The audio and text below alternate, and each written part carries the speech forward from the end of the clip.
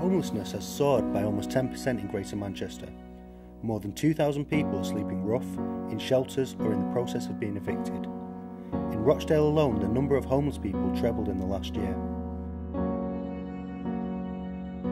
With sub-zero temperatures, a lack of nourishment and basic human requirements, it is inevitable that eventually these people may turn to crime or drug addiction. In fact, the average age of death for those without homes is under 50.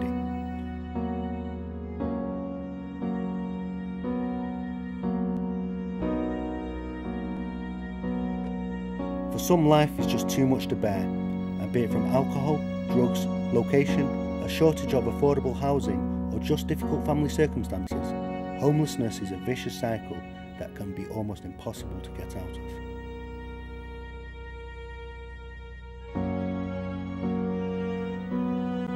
Cornerstone Day Centre is a drop-in centre for people from all walks of life who are suffering some form of rejection, poverty, alienation or drug and alcohol difficulties, as well as those who are homeless or otherwise marginalised. The project is funded by Salford Diocese and by donations from schools and parishes. The aim of the centre is to bring people off the streets, give them food and assist them with dignity during their recovery. The centre, which caters for over 200 people every day, offers cooked meals, showers, haircuts and advice about benefits or housing.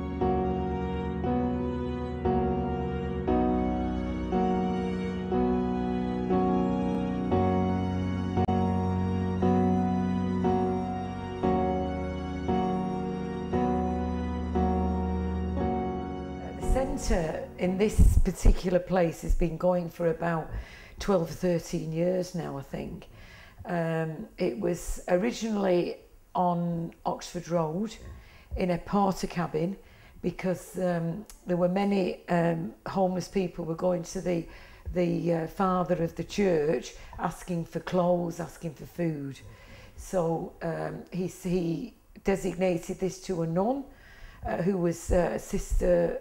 Oh gosh, I've forgotten the name of the sister, but it was a sister anyway. Sister Pauline, who sadly has recently died, and that was where it happened. And then it got too big for that. There were too many people going, so it closed down and it reopened here, and is now run by Sister Lucy Dunn.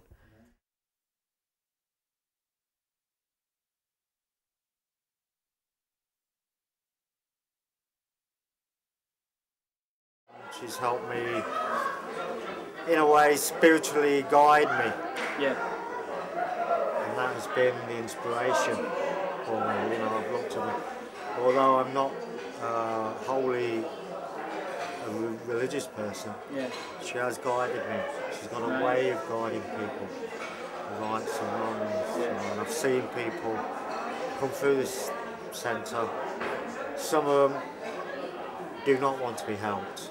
Right. Those people who do want to be helped are sentenced to reform. It's up to them to decide what they want. Yeah, so people get different things from the centre. Some people I mean, there's a computer room there.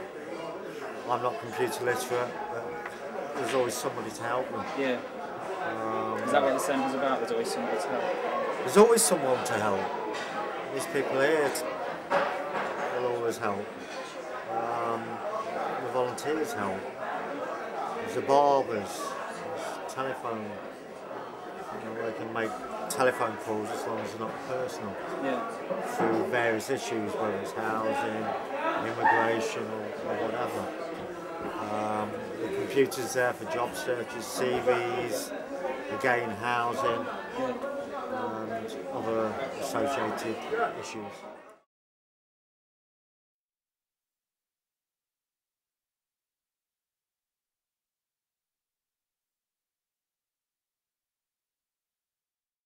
Obviously, when it first started, it was just food and clothes and just general, you know, help really. But then they realised that they needed more help than that. I actually originally came as the cook, of which I did for a year, and then Sister Lucy decided that it would be better if I was out in the centre, because in the past I had helped a lot of young people when they come out of care. So I knew a lot of the issues that would come up. So basically, I am one of, how many are we, about 4 or 5 support workers. And the idea of the support worker is obviously to help to run the centre generally, to oversee everything. We are underneath Angela Shannon, who is the line manager. But we generally work as a team. We all feel actually we've been called to this because we all work together so well, and we've all got different qualities and we all work with different people. I would say that my calling is to drug addicts and alcoholics. Other people are better with the Eastern Europeans, other ones are better with mental health or older people. So our idea really is, I would always say, we're a kind of signpost. We signpost them to different organisations to house them, but we help with their benefits. We help to get their life into some kind of normality. Right.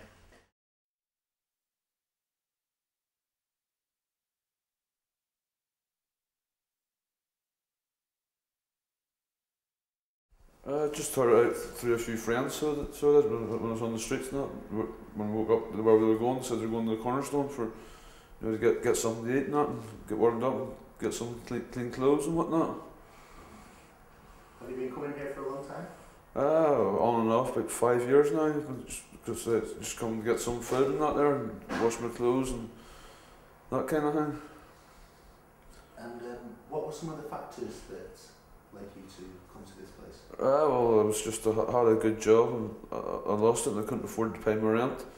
And then I ended up losing my house and ended up on the streets. And how have you benefited from this centre?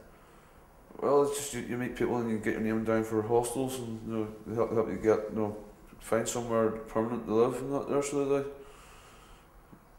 So you think it's a good place? Yeah, it's very good. Yeah, it's a very good place. Yeah, for people to say they've got nothing else to do. You know, nowhere else to go to make phone calls or put their names down for housing, that kind of thing.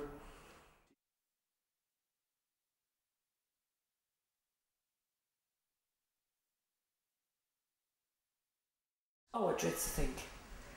I really dread to think where they would be. People have actually phoned us when they've got a job and actually said, I don't think I'd be alive if it wasn't for Cornerstone. There are other centres, but there's no one that feeds them like we do.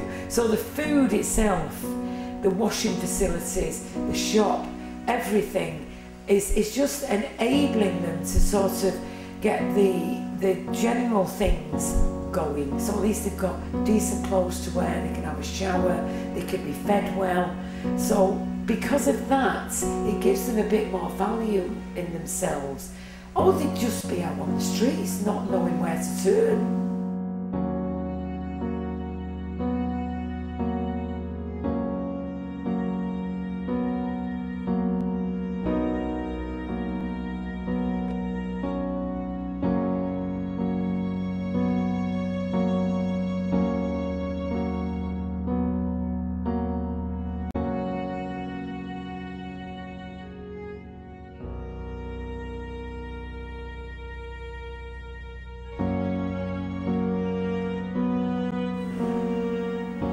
I keep saying I'm going to retire.